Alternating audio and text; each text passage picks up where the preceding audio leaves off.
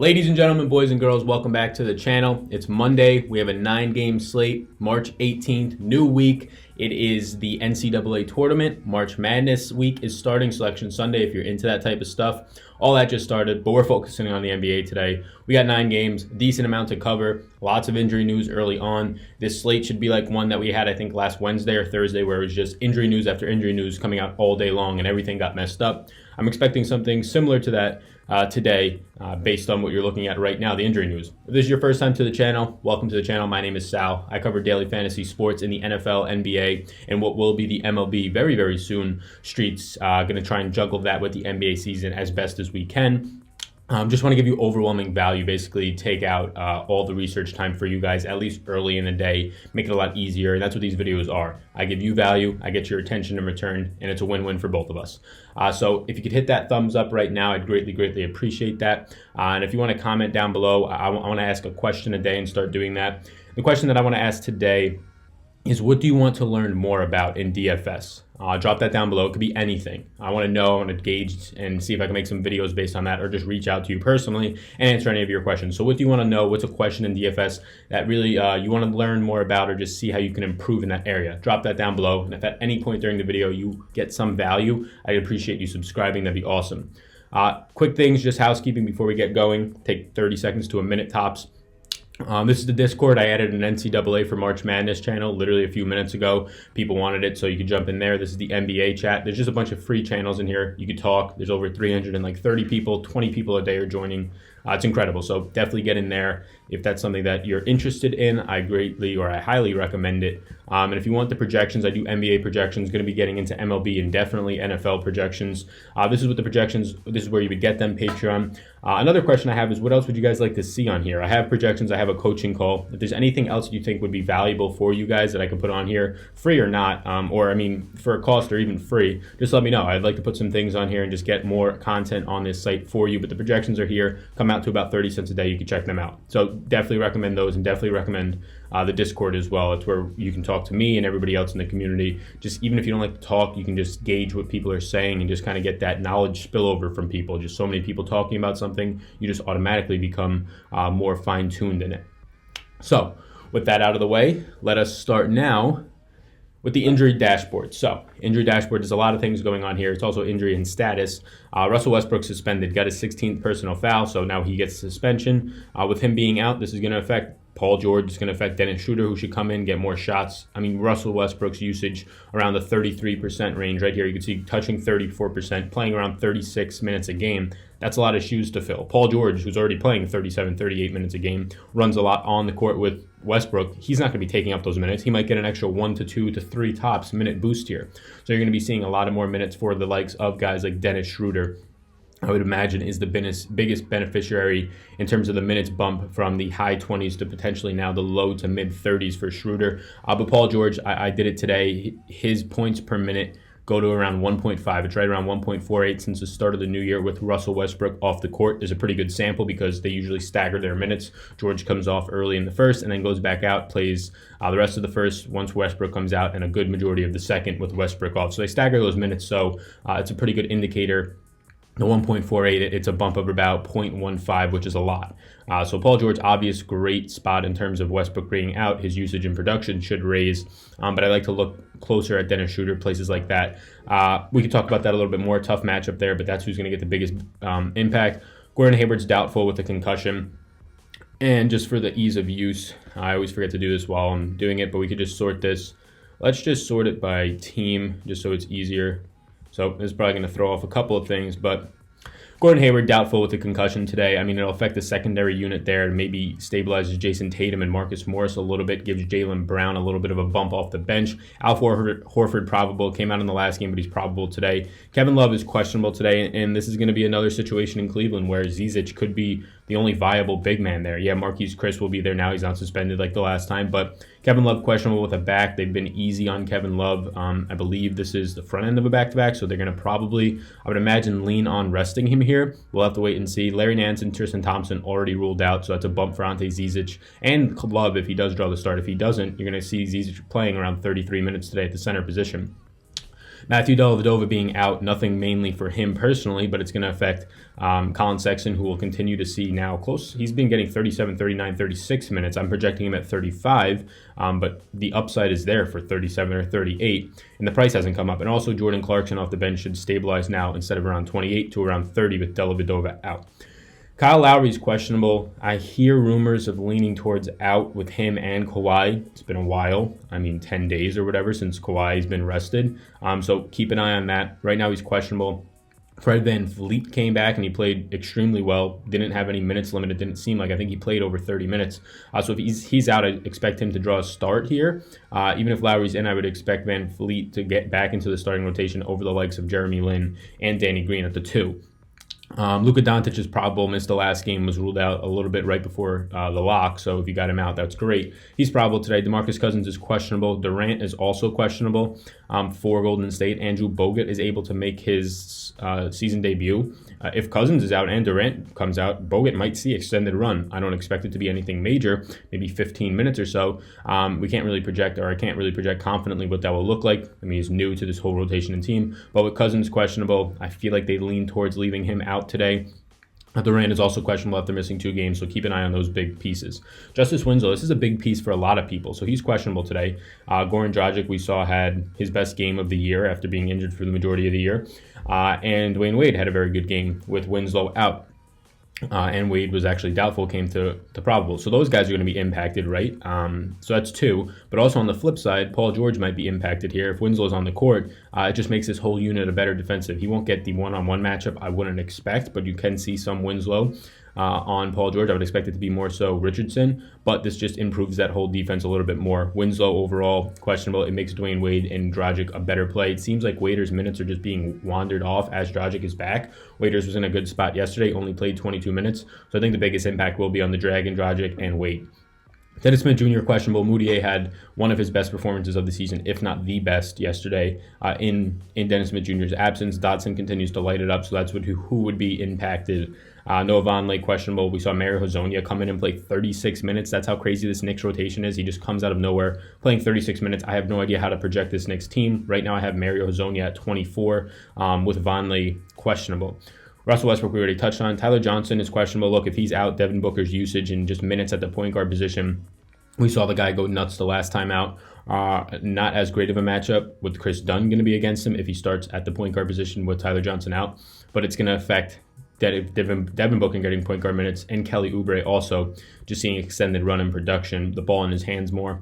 TJ Warren remains out. We know what to do there. Kelly Oubre gets a bump. Josh Jackson gets a little bit of a bump. Josh Jackson would get an even bigger bump and more time on the court if indeed Tyler Johnson is out. CJ McCollum's supposed to miss about a week or so. This increases Damian Lillard, Seth Curry. And really, I actually haven't looked too deeply or dug too deeply, at least on NBA Wowie, into what Portland would look like. And now I just want to go over to look at the depth of Portland here at the guard position. Rodney Hood, so Rodney Hood will get a bump. I don't believe Evan Turner will. So I would expect the starting lineup to probably look like Rodney Hood today at the 2, potentially Seth Curry, but I don't believe so. So if that's the case, you're going to see Rodney Hood quickly come close to 30 minutes a game, which I will have to actually update in the projections here. So if I go to the minutes projections, this is how it all works. So Rodney Hood, I'm just going to put this in as a placeholder right now, and I'll come back to it just so I remember. So yeah, that's the injury dashboard for the day. Lots to keep up. Lots. Kevin Love matters a lot for both Andre Drummond on the other side, really who's going to defend him. Love really can't even defend him. He's going to get his lunch eaten either way, but then it'll just be Zizic. Keep in mind the Raptors, if Lowry and if Kawhi sit, rumors happening right now, the whole Golden State team with Cousins and Durant, 2 high usage guys and decently high minutes guys, especially in Durant. Winslow questionable, Devin Smith. We have a lot of things here. Just keep an eye on everything today, more so than usual. Before we get into the target offense sheet, which I have added some things and continue to plan on adding some things, and you're going to see that in a second, right after something from Draft Dashboard. So a little bit of a sponsor here for Draft Dashboard. They are a tool that helps you reduce your research time. They have lineup optimizers. They give you player projections, things like that. You can see right here for the point guard position today. Ownership is out early in the day. You could expect this to change throughout the day as there's just more news and just more media out there on who's in people's articles, things like that, and then that gives you a better feel about what the ownership will be. They have an NBA cheat sheet which shows you the value at each range and each point. It could be valuable if you're trying to look quickly or trying to just show what your expectations are compared to theirs, and just then kind of like baseline it and look at what other people are doing. What I like to usually say on this is you shouldn't look at this first. Like, you shouldn't start your day and look at this stuff. You should start your day, look at the salaries, write down or just list people who you think are interesting, and then you should come, whether it's my videos, whether it's here, a tool, other people's videos, go into those videos already knowing what you like, and then seeing if anybody in there reinforces it, or seeing if they could sway you because of data-driven decisions, right? Not because they like somebody, just because they like the name or they like the matchup. Why? What's the numbers, right? You shouldn't just start your day looking at other people's opinions, because then you're never going to form yours. There's a thing called overconfidence bias, which is watching people like me, watching people like Awesome or whoever it might be, or reading articles. And because that person seems confident in their articles or on the camera or seems like an expert, you just trust them and you think that they can tell the future, which if they could, they would be millionaires not needing to be doing the content, or maybe I would do it either way because I like it, but they just would be making a lot more money than they are, right? Thing called overconfidence bias. So go in with your own biases out of the way, use data, use projections, whether it's mine or whoever's. But first, before you do all that, get your own framework in mind. So that's just a little tidbit right there. I don't like to look at anything. Like right now, I'm trying to avoid looking at the dashboard because I haven't even looked really at my own projections. I made them, but I haven't dug into them because I want to list people going down just by salary, going down by matchup, basically looking at the target offense sheet because that's data and seeing who I like, right? That's not subjective, that's objective, that's stuff that I could actually use without being biased in a certain way. So this is Draft Dashboard, 30 days for $1. You can try it out. Link down below in the description. 3 pennies a day to try it out. Not terrible at all. So target offense sheet, and there's some updates here. Now something's going to pop up. Bam. So this is the target offense sheet. It's a little bit improved. We have it a little bit more color coded now, so you can see different things. So just the main things that I changed here are, and if you're new here, welcome. You're getting a brand new enhanced look, and it's probably going to change over the next couple of days as I add more. Everything has remained the same outside of categories now. So I have it, pace is here, Vegas is here, so you know exactly what you're looking at, defense versus position. So just a little category added there. And then I added opponent ratings, and there's probably going to be 2 or 3 more added here. So what I added is defensive rebounding rate by the league average. So anything over 1 means that they're better at rebounding the ball on defense. Anything below means they're not. So if you're debating a center or choosing between 2 centers, and here you can see the points are similar, this breaks down, and the defense versus position shows that the points are a little bit similar. Like the team that they're playing gives up similar points. You really can't make that decision or you're having trouble. This breaks down, okay, which team is worse at rebounding the ball? Because if you have a guy like Andre Drummond or Bobby Portis or whoever it is that's good at rebounding or better at rebounding than the other person you're deciding on, it's like, okay, here's a piece of data that shows me that. I'm also going to add in offensive rebounding. I haven't yet. I'm trying to pull from different websites. I have defensive efficiency, which takes pretty much all the things you're looking at here into account. It takes this stuff into account for the most part. It takes in defensive rebounding. It takes in blocks, all those types of things, points scored. And it gives you a nice little look. I can, if you guys want to request right now, let me down below. I originally had this as a ratio, like you see here. This is a ratio, so it's easier to see. Anything over 1 means they're better than league average. Anything below 1 means they're worse than league average. So that's what I can do right here to make it easier to look instead of just looking at these numbers. But obviously, the greater the number, the better defensive efficiency rating. And then this is true shooting percentage. It just takes in a lot of things. It just gives you a cleaner look at how good the team is at shooting. It's just another thing to look at if you're trying to decide between teams to target more so than individuals. Then you can come over here and see the individuals. So there's a lot of stuff, nice enhancements. It's color coded. It looks neater now, at least for me to look at it. I imagine it will for you. If you're new here, projected pace just means possessions per game. The Vegas section is what Vegas has for totals. Team total specifically, teams to target, games to target. We went over the ratings, and this is defense versus position, how many points a specific defense gives up over the past 30 days to a position. You have back-to-backs, and you have the matchup over here. So I'm going to add some more things, and I would love to add more today probably. So let me know down below what else you would like to see on here. What other team-related stats or things that you think that would mesh well in here? What else would you like to see? I'm open to adding it. I like this format a lot. And right now this is free. I posted on Twitter. I posted in the Discord. I don't know how much longer that will be the case, but for the foreseeable future, at least right now, this is completely free. So take advantage of it. People are making money using just this because this took me a lot of time to make. So it's totally free. So I hope you get some value out of it. Let me know if you do down below. So yeah, I mean, just things to look at right here. I usually like to start seeing what the fastest paced games are on the slate, looking if that correlates with the total, and then seeing in those games who has the best matchups. That's a place where I just like to start early in the day. I'll probably start to incorporate defensive rebounding and things like that into the equation. So in terms of fastest pace on the slate today, it's this first one right up here. Well, actually, it's a virtual tie pretty much between Dallas and New Orleans and Washington and Utah. So looking at Washington and Utah, 228 total, not the highest on the slate, but one of the highest on the slate. And you can see that Bobby Portis Jr. has a nice matchup against Utah. So Utah, Rudy Gobert, an elite defender in his own right, they actually give up a decent amount of fantasy points when Gobert's off the court and just in general to the center position. So Bobby Portis Jr.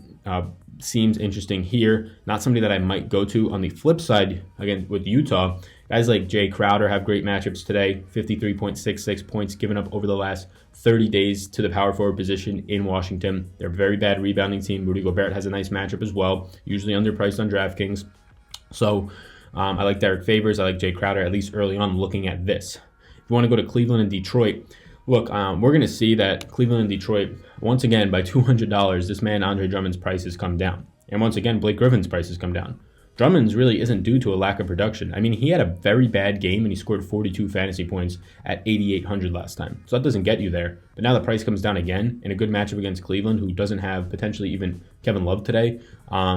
With Larry Nance and Tristan Thompson already out against Zizic, and whoever will start at the 4, whether it's David Nwaba or Marquise Chris, if Love is out. Once again, Andre Drummond I love here. Obviously, the pace isn't attractive. The slowest pace game on the slate, the total is very unattractive at 214. Look, but these are things that, why I say don't just look at Vegas. It helps you when you're trying to game stack. It helps you be confident in the majority of the players you're playing from those games, but it doesn't mean you have to play eight guys from the highest total games. It might work out usually, but ignoring a guy like Andre Drummond at 8,600 today is maybe a little bit ridiculous. He should be priced close to 10K. And I'm being honest there. He should be priced close to 10K. Bad game, he got 42 points. In a bad game the last time out. Great matchup today. Andre Drummond is of interest. And at 7,200, Blake Griffin, it's hard for him not to be interesting to me, especially if Love is out and his matchup at the 3 or the 4 is just going to be Seti Osman and David Nwaba or Marquise Chris. I love it. Also, I mean, I'm targeting a lot of guys in this Detroit game because they're just in good spots and they're cheap. Reggie Jackson, even though his price is up, he's cheap and he has a great matchup against let me repeat this, the worst defender, at least as of 2 days ago, in the entire league in Colin Sexton. Seti Osman is the 3rd worst. This Cleveland team is very bad at defending, and that's 2 reasons why, because those guys are the bottom 3 in the entire league, not just at the position. So Reggie Jackson clearly will get a boost and become interesting to me.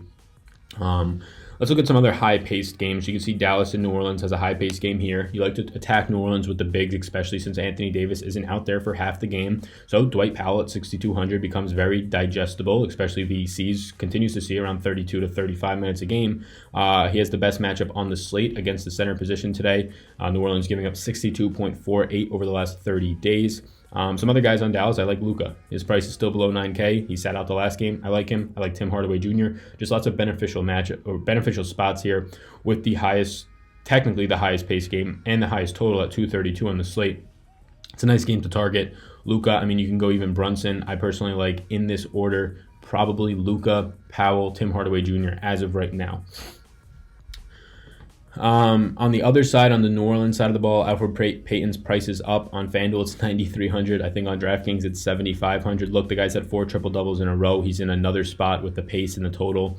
And really the matchup where it's not out of the question for him to do this again, especially if we get some news that pops up about Anthony Davis sitting or something where another heavy point-per-minute guy for 20 minutes of the game is going to be out. Alfred Payton does not come off the table for me at 7,500, but in terms of how lineup construction goes, and I haven't done it yet, for a point guard only eligible guy now in the 7,500 range, is there better options? The prices come up now, I think, only on DraftKings by $700 since his last 60-point triple-double, albeit overtime, but still. Alfred Payton's still on the table for me at 7,500. Doesn't have the greatest matchup in the world against Dallas, but the spot overall is great, and he's just been producing at a clip of 1.4 around there, fantasy points per minute, when Drew Holiday has been out over this pretty much past month. Outside of that, on New Orleans, not really many guys I'm interested in. What is Anthony Davis's price? Haven't checked it. Should play around 21 minutes, which has been the norm for him. And when he's in there, he's scoring around 1.8 points per minute. He played 22 minutes last time, the highest he's played in a while, 37. He's priced at 7,300. So now he's becoming that price again, where he's not 66, 6,800. So even trying to get to him in cash is tough.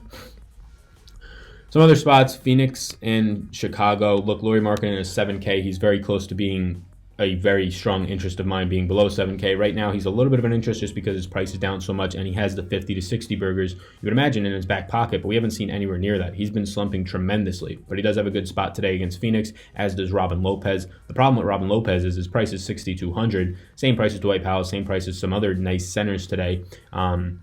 He's also center eligible only, but do you really want to pay that much for Robin Lopez in a very ideal matchup, second best or third best spot on the entire slate for him in terms of points allowed over the last 30 days, in what should be a nice high total game right around the league average in pace. Decent matchup in terms of Phoenix being, and you can see right here, 0.948 rebounding the ball, the worst on this entire slate, one of the worst in the league at rebounding with DeAndre Ayton out there and then just dust behind him. So overall, nice spot for Robin Lopez. The price, though, seems a little bit high for me, but the minutes will be there. Outside of that, for Chicago, you're going to have the guards having good matchups today. Not really sure I want to play Chris Dunn at his price point over the 5K spot. Not really sure at 7,900. I feel like there's better alternatives, especially when $1,000 more you can get Luka over Zach LaVine, but they're both in nice spots. Phoenix, if Tyler Johnson's out, it affects a lot. It gives Devin Booker the point guard minutes for a decent amount of the time. Even when DeAnthony Melton is out there with him, Booker will control that offense. Melton, who saw 29 minutes in the last game, albeit I believe with overtime, maybe I'm wrong, 29 minutes in the last game kind of came out of nowhere after really getting some DNPs and not playing much. So keep an eye on that. That's going to be pretty hard. Kelly Oubre, Josh Jackson get bumps if Tyler Johnson is out.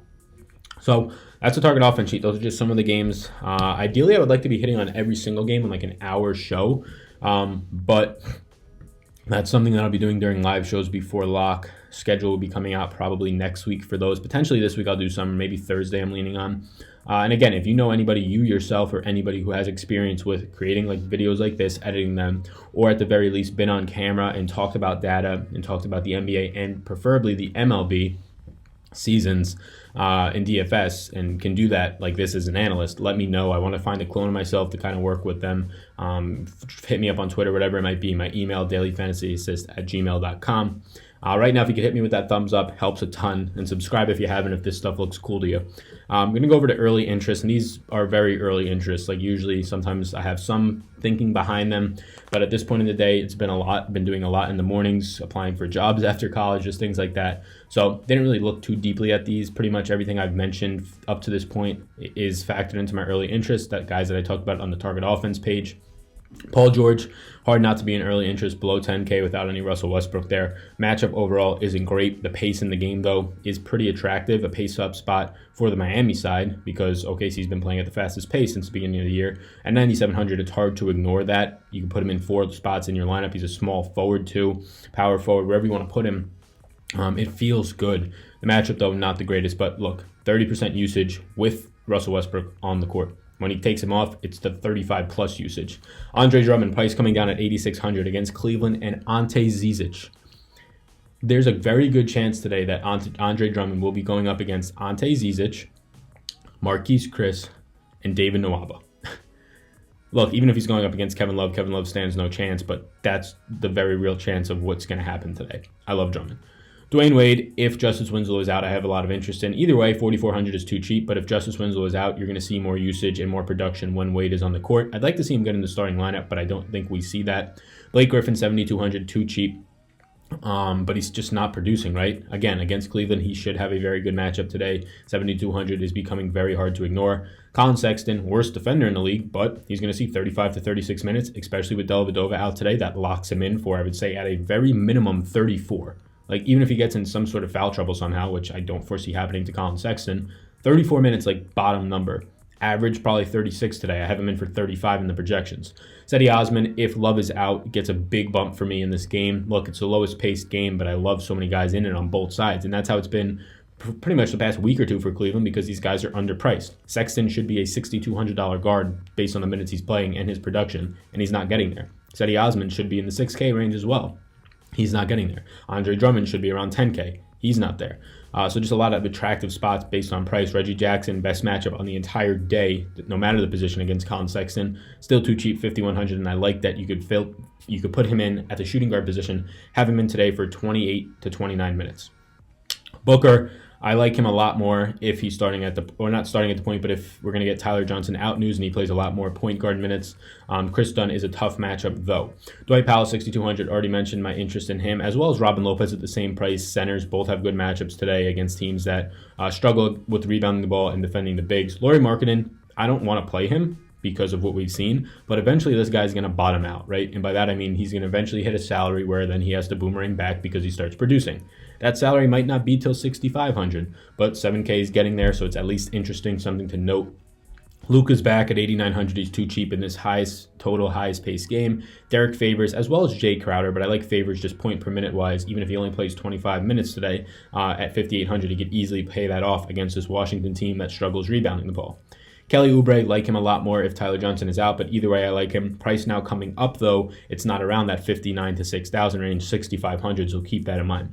Fred VanVleet, either way, might be one of my favorite plays on the slate. The price is 4,000. He came right in and played 30 minutes, and he's going up against New York, who is last in the league at defending the shooting guard position, where I expect VanVleet to play today, shooting guard starting if Lowry's in. And if Lowry's out, then VanVleet becomes just an obvious chalk play today.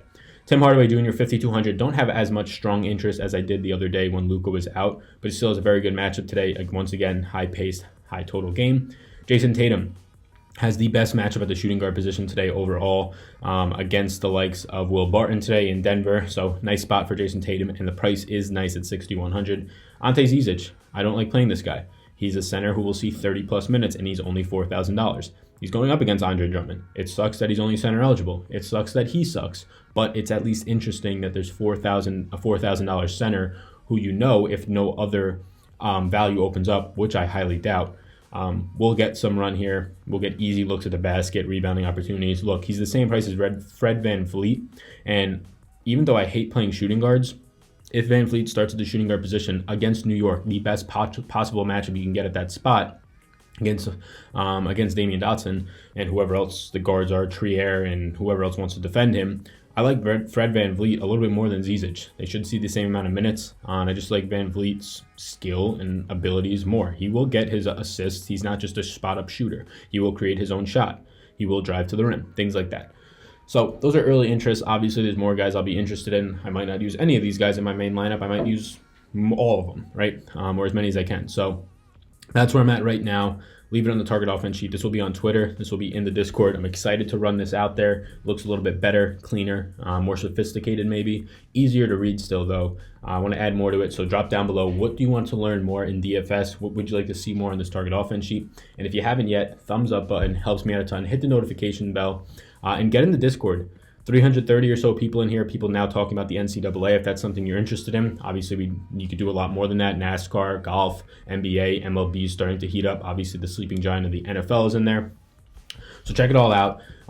Check out Patreon if you want to either A, support me, and if you do, you'll get the projections, or B, if you just want NBA projections. They're both there. Appreciate any help we can go. The goal right now is to get to 200 Patreons, which would make this number, I don't know, 1,600 or something. And if you do go on Patreon, you can see that that's getting put all towards my college loans, so I can do what I'm doing right now, literally full-time, which would be sick. And Draft Dashboard, 30 days for $1. Check it out. Reduce your research time. Help you improve your game. And if you don't like it, after paying 3 pennies a day for a month, knock it out. Don't use it anymore. So yeah, that's all I got to give to you today, guys. I'm going to get this video uploaded to you, guys and girls. Hit me up on Twitter if you have any further questions. Get in the Discord if you have any further questions. My name's Sal. You already know that. Peace out, gang.